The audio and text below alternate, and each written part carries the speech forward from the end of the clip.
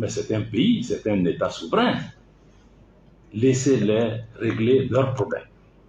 Vous ne pouvez pas leur apporter la solution. C'est un différend interne. Et le Mali condamne toutes les ingérences extérieures par rapport à la situation au Niger. Toutes les ingérences qui sont d'ailleurs à la base des problèmes qu'on connaît actuellement au niveau du Niger. Et nous mettons en garde, parce que ceux qui aujourd'hui essaient de promouvoir une agression, parce que ce n'est pas une question de dire qu'on va faire une intervention chirurgicale, ça va durer 3 jours. Non, c'est une agression, c'est une invasion d'un pays souverain. On a vu l'invasion, l'agression de l'OTAN en Libye, c'est que ça. Mais ceux qui ont agressé la Libye, ce n'est pas eux qui ont des problèmes, c'est nous qui avons des problèmes. Et ils sont partis. S'ils attaquent le Niger aussi, nous, on va vivre ça ici. Certains nous disent, oui, mais il faut vous occuper de vos problèmes, le Niger. Non. Le problème libyen, là, n'est pas devenu le problème malien. Tu peux t'asseoir, tu dis que tu regardes, ça ne me concerne pas jusqu'à ce que le feu arrive à ta maison. Non. Non, parce que nous savons que les désordres qu'ils vont créer là-bas, ça va créer une catastrophe humanitaire avec des mouvements de population à travers nos frontières. Déjà, avec un embargo inhumain, je n'ai jamais vu ça, fermer hermétiquement un pays, la nourriture, les médicaments, rien n'entre. Et ce sont ces pays qui disent qu'ils sont là pour promouvoir les droits de l'homme. Est-ce que c'est la population du Niger qui a quelque chose à voir dans ça? Non, c'est... Bon, donc la Libye est un exemple. On ne veut pas d'une deuxième Libye. Voilà. Maintenant, se mettre sous couvert démocratie, tout ce qu'on veut, je crois que vraiment, c'est pas ça. C'est ce que nous dénonçons, même pour ceux qui disent qu'ils sont en train de défendre la démocratie.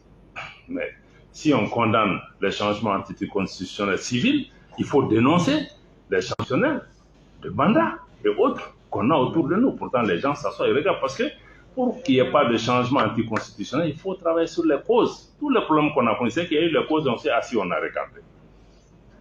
Et cette politique de 2 poids 2 mesures, quand un problème se passe dans un pays, on qualifie ça comme on veut, suivant que ce pays est un pays ami ou pas. Non. Si c'est des principes, les principes sont les mêmes pour tout le monde. On a l'impression que le Mali, le Niger et le Burkina sont les seuls pays en Afrique. Mais il y a des situations qui se sont passées ailleurs en Afrique où on a cautionné. Bon. Et vous venez, il ne faut pas avoir de complexe par rapport à ça. Ce n'est pas la démocratie qui est en question. Ce n'est pas la démocratie qui ne vient pas. On est tous engagés pour la démocratie, on vient de changer la constitution, on va aller. Mais ce n'est pas ce qu'ils cherchent. Parce que même dans la démocratie, ils veulent qu'ils viennent des gens qui leur sont favorables. En fait, c'est ça la question. La démocratie, c'est que si j'ai quelqu'un que je contrôle qui est là, c'est un démocrate. Voilà. Ça, ça ne tient pas. Et ce qui est aussi à la cause des situations actuelles, c'est qu'il n'y a pas de solidarité. Ces pays qui viennent aujourd'hui, qui donnent des leçons au Niger, au Mali, etc. Mais est-ce qu'ils nous ont amené un seul Kalachnikov pour nous battre? Non. La CEDEAO se lève, on a force, en attente, on est en train d'activer. On s'est dit, ah bon, tout ce temps-là, vous avez une force. Pendant 10 ans, nos gens sont morts, les terroristes nous ont attaqués. On n'a jamais vu un sommet pour dire que oui, on va envoyer 1000 hommes au Mali pour se battre contre les terroristes. Maintenant que vous avez un des vôtres qui est entre les mains des militaires, vous vous réveillez et puis tout de suite vous avez une force. Quel message ça envoie aux populations africaines? Est-ce que c'est leur vie qui est importante? Ou c'est autre chose? Ou c'est d'autres jeux? Ou c'est d'autres qui ont besoin de la CEDEAO pour faire le sale boulot pour eux? Donc c'est pourquoi le Mali, nous on a été absolument clair, on n'est pas d'accord. Et on a indiqué que s'il y a une agression, une invasion contre le Niger, le Mali se retire purement et simplement. Parce qu'on ne peut pas volontairement adhérer à des organisations, que ces organisations deviennent des instruments d'agression contre notre pays. Ce n'est pas acceptable.